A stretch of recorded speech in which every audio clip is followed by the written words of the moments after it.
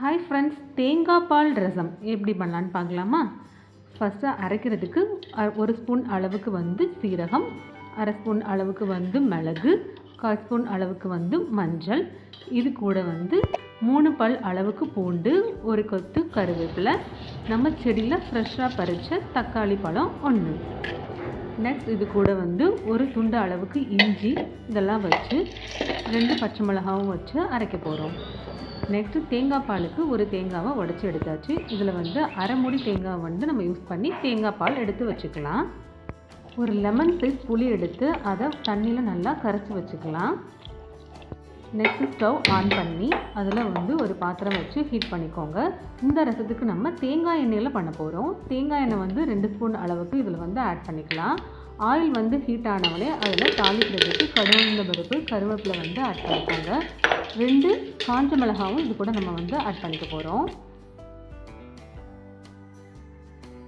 Next அரைச்சி வச்சுருந்த விழுதை இது கூட ஆட் பண்ணிக்கலாம். இதை நல்லா வதக்கி விட்டுக்கோங்க. நல்லா வதங்கி வரவும் இதில் நம்ம நெக்ஸ்ட்டு இதில் கரைச்சி வச்சுருந்த புளி தண்ணியை இது கூட ஆட் பண்ணிக்கலாம்.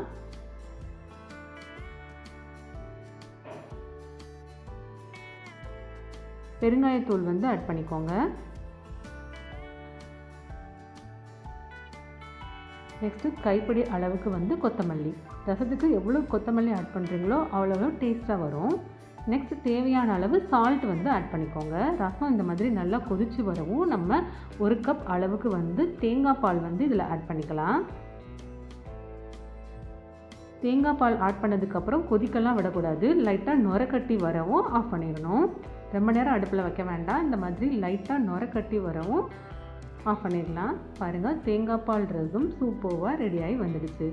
இதை நம்ம சாதத்து கூட வச்சு காரமாக ஏதாச்சும் கூட்டு பொரியல் வச்சு சாப்பிடும்போது ரொம்பவுமே டேஸ்டியாக இருந்துச்சு. ஃப்ரெண்ட்ஸ், இந்த ரெசிபி உங்களுக்கு பிடிச்சிச்சுன்னா நம்ம சேனலை லைக் அண்ட் சப்ஸ்கிரைப் பண்ணுங்கள். Thank you friends.